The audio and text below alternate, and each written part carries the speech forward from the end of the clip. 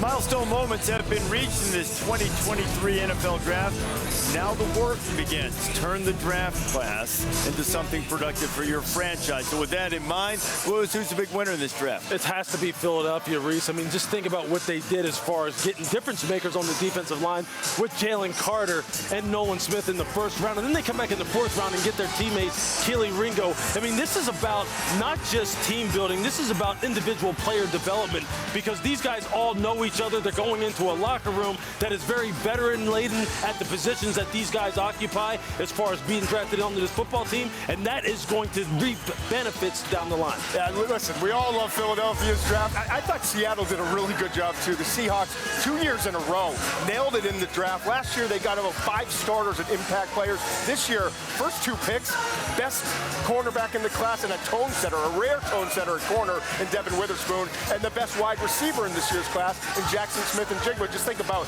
DK Metcalf, Tyler Lockett, and now Smith-Njigba in his natural setting at that slot position. Derek Hall is going to provide immediate depth in terms of the defensive line and could ultimately be a starter.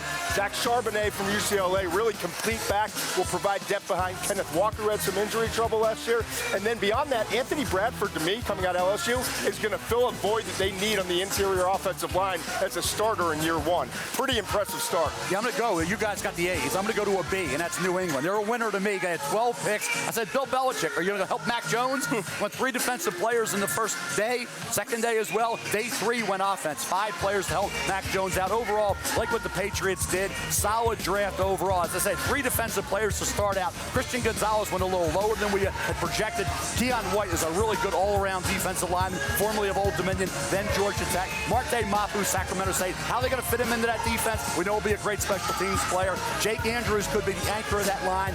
Maryland Terrapin kicker, formerly of Eastern Michigan, Chad Ryland. Reminds me of Evan McPherson coming out of Florida to the Bengals. Really solid and accurate kicker. City Sal. Then you got Mafi and Booty. And then you got the punter Beringer with the big leg and the slot receiver Douglas. We always say New England and slot receivers go together like pumpkin pie.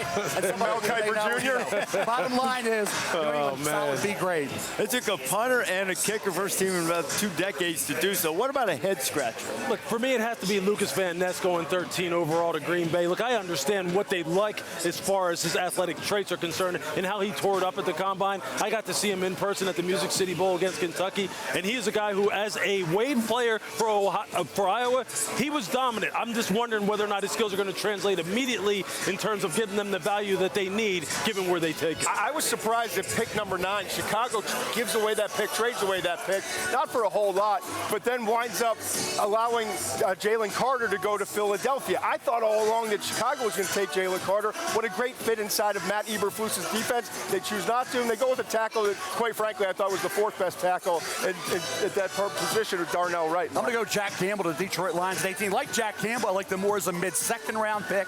And here he is talking about a good football player, a little bit of a race, but for the Lions, they love it. Jack Campbell will play and have a nice long career. I thought it was a little high. And we go to Detroit for the draft next year, so if Jack Campbell tears it up, you'll be able to stare him down right there. Just bringing him on the set, right? It's happened before, Reese. 259 players selected in this draft, and we're on to Detroit next year.